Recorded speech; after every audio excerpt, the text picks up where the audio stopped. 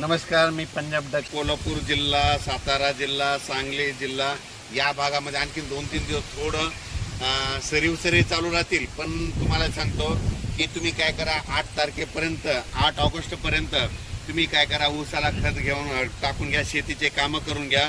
कारण की 8 ऑगस्टच्या नंतर म्हणजे 9 ऑगस्टला कोल्हापूर जिल्हा, सातारा जिल्हा, सांगली जिल्हा, धाराशिव जिल्हा, लातूर जिल्हा, बीड जिल्हा, परभणी जिल्हा, नांदेड जिल्हा, यवतमाळ जिल्हा या भागामध्ये 9 ऑगस्टपासून पाऊस सुरू होणार आहे. म्हणून हा अंदाज लक्षात द्यायचा. सर्वप्रथम कोल्हापूरवाल्याला सांगू इच्छितो, तुम्ही 8 ऑगस्टपर्यंत शेतीचे कामं करून घ्या. 9 ऑगस्टपासून तुमच्या दक्षिण महाराष्ट्राकडून म्हणजे कोल्हापूरकडून पावसाला सुरुवात होणार आहे. म्हणून हे अंदाज लक्षात घ्यायचा. विदर्भ आणि मराठवाड्यात तुम्हाला सांगतो, आज आहे 28 जुलै. आजपासून तुम्ही काय करा, आजपासून सूर्यदर्शन होणार आहे. पण काय होणार आहे, दुपारनंतर ज्या ठिकाणी सूर्यदर्शन झालं ना, त्या ठिकाणी स्थानिक वातावरण तयार होऊन तुरळक ठिकाणी पाऊस पडेल. म्हणजे हे अंदाज लक्षात येतात.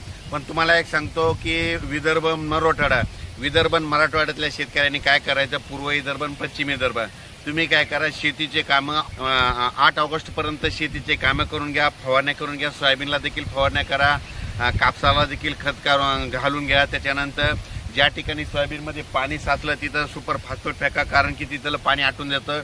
कापसामध्ये पाणी साचलं असलं तर तिथं देखील सुपर फॉस्फेट टाका, तिथलं आटून जातं. आणि तुमचे कापस ओंबळत असेल तर काय करा, त्या कापसाच्या बुडाला पाय द्या. पाय दिल्याच्या नंतर तुमची ती मर देखील थांबते. म्हणून हे लक्षात घ्यायचं.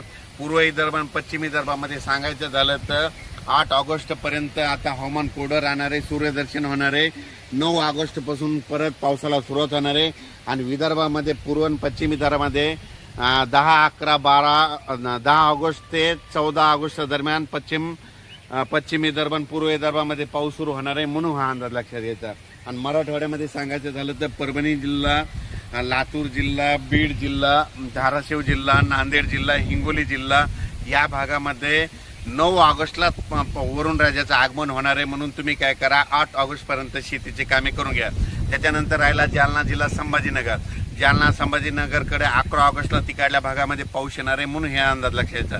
त्याच्यानंतर जळगाव जिल्हा, नाशिक जिल्हा, धुळे, नंदुरबार, अहिल्यानगर, त्याच्यानंतर पुणे या भागामध्ये 11 ऑगस्टपासून ते 16 ऑगस्टच्या दरम्यान तिकडे परत पाऊस येणार आहे. म्हणून हा अंदाज लक्षात घ्यायचा.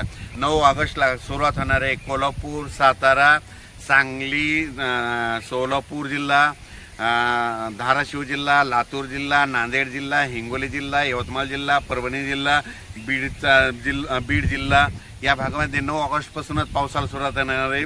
म्हणून तुम्ही काय करा, 8 ऑगस्टपर्यंत शेतकऱ्यासाठी आनंदाची बातमी, सूर्यदर्शन होणार आहे. शेतीचे कामे करून घ्या. धन्यवाद.